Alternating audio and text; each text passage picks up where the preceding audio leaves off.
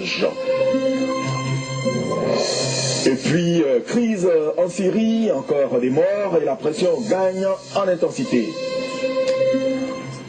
Bonsoir mesdames et messieurs, bienvenue dans cette édition. Un conseil des ministres extraordinaire s'est tenu ce lundi. La nomination des présidents et des membres de la commission Dialogue, Vérité et Réconciliation, la nomination des membres du conseil d'administration de deux sociétés d'État dont la RTI, ainsi que les questions de sécurité, du racket et de la corruption étaient au menu. Jérôme Kofi Abolin. Pour ce conseil des ministres extraordinaire tenu ce lundi 5 septembre 2011, l'ambiance au palais présidentiel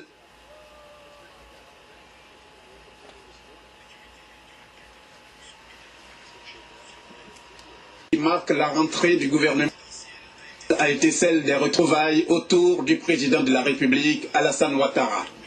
Premier conseil des ministres, il s'agit donc d'une rencontre qui est d'édition de Côte d'Ivoire de la RTI où M.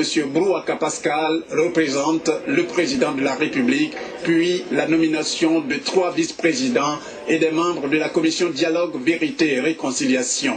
Énumérant ces différents points devant la presse, le porte-parole du gouvernement s'est réjoui de ce que le FPI ait décidé de reprendre ses activités politiques en réponse à une préoccupation des journalistes. Nos lois garantissent la liberté d'opinion et garantissent la liberté d'exercice dans la vie politique. Le FPI, comme tous les autres partis en Côte d'Ivoire, est totalement libre d'exercer ses activités. J'ai lu quelque part que quelqu'un qui disait que nous allons nous opposer, il n'y aura rien. Bien sûr, il n'y aura rien. Parce que c'est normal qu'il n'y ait rien quand on s'oppose d'une façon républicaine et quand on s'oppose d'une façon qui est conforme à nos règles et à notre droit. C'est ce que nous demandons à l'ensemble des partis, y compris au FPI. Donc nous savions plutôt ce qui s'est passé et nous encourageons le FPI à revenir dans la vie politique ivoirienne.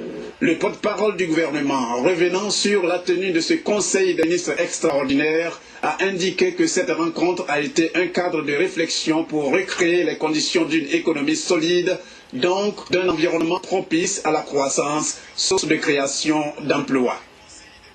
J'ajoute qu'au cours du conseil des ministres, le chef du gouvernement ivoirien a fait